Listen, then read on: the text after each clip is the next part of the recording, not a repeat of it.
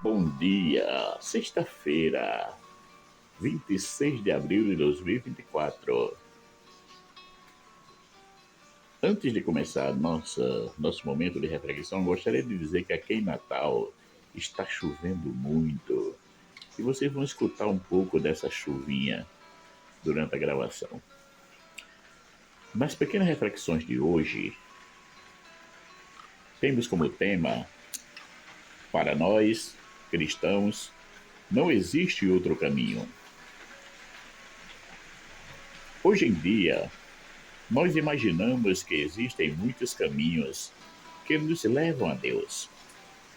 Temos as devoções dos santos e das santas, as novenas, as devoções populares, as festas eclesiais, as nossas adesões às coisas de Deus, a nossa consagração a Ele, seja como ministro ordenado, ou como religioso, ou como leigo consagrado. São esses os caminhos que temos. Mas se não estiverem em sintonia com Cristo, eles podem nos levar a qualquer lugar, menos a Deus. Devido à nossa insatisfação, procuramos também outros caminhos, como as cartas, os taróis, os adivinhos, as promessas de prosperidades, de soluções imediatas referente à nossa vida econômica, social e de saúde. O pior é que esses caminhos nos distanciam de Deus.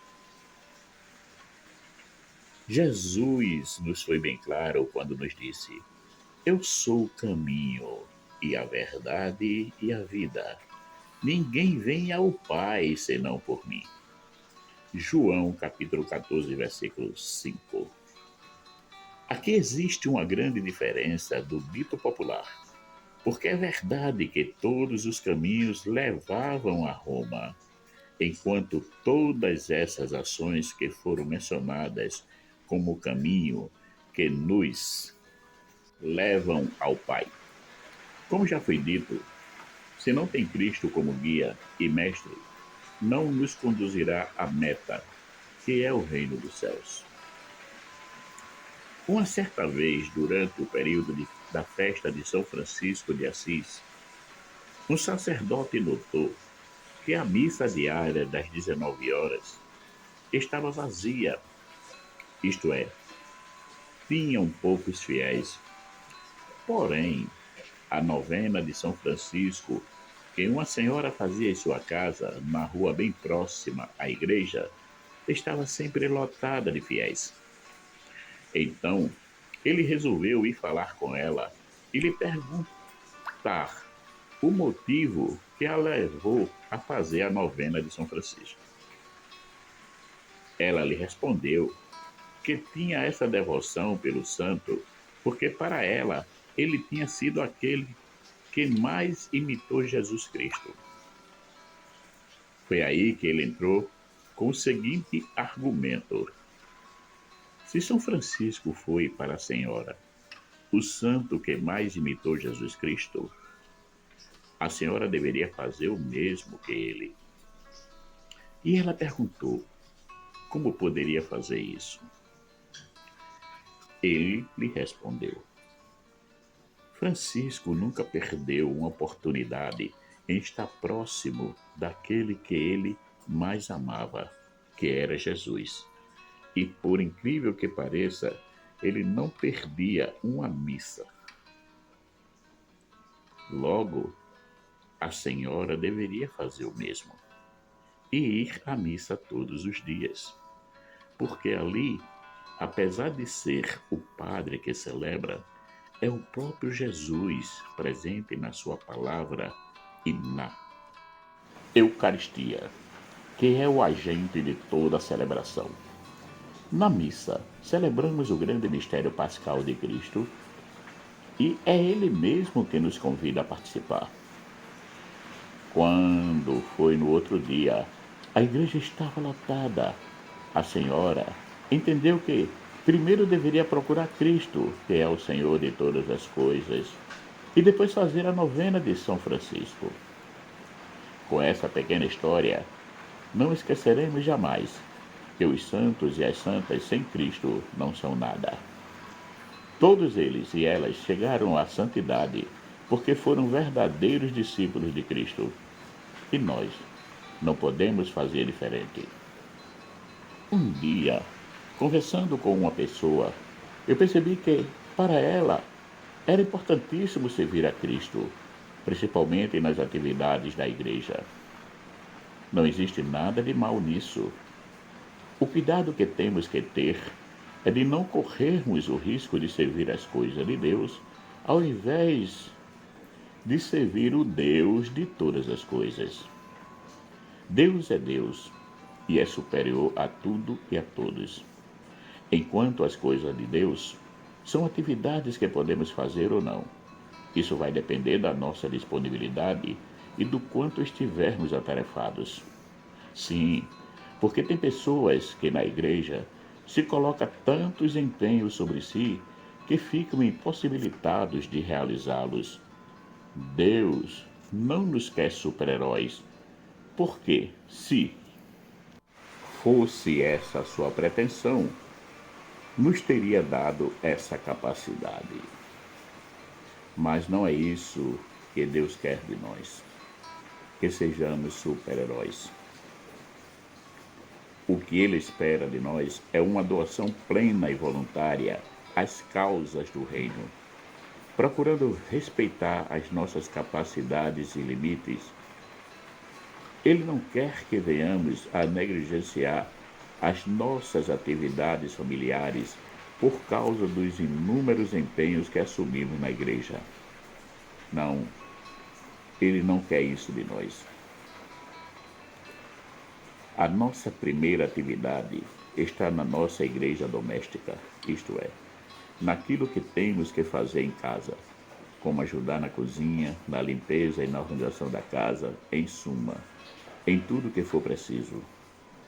O nosso testemunho de Cristo na vivência da Boa Nova começa em casa com os nossos familiares. Eles são os nossos próximos mais próximos que temos. O que adianta sairmos para amar um irmão doente ou necessitado se em casa não amamos concretamente os nossos familiares, negligenciando o relacionamento com eles ou deixando as tarefas para que os outros façam? Não estamos sendo um sepulcro caiado? Não estamos amando as coisas de Deus ao invés de amar o Deus de todas as coisas, que está ali presente em casa na figura dos nossos irmãos? Aquela frase que muita gente diz: você é bom para os de fora, mas os de casa você trata mal, tem um fundo de verdade. Muitas vezes, para os de fora, isto é, para aqueles que não fazem parte da nossa família, nós os tratamos sempre bem. Já quando chega alguém da família, tratamos com 7 pedras na mão. Se agimos assim, não chegou a hora de repensarmos na nossa conduta? De vermos que devemos mudar de rumo, de nos convertermos? Pois é, não existe um outro caminho de conversão que não seja o encontro com Cristo. E se já o encontramos, façamos um exame de consciência para vermos se estamos sendo coerentes com a nossa escolha ou se devemos ainda realizar a nossa verdadeira adesão à sua palavra e aos seus ensinamentos.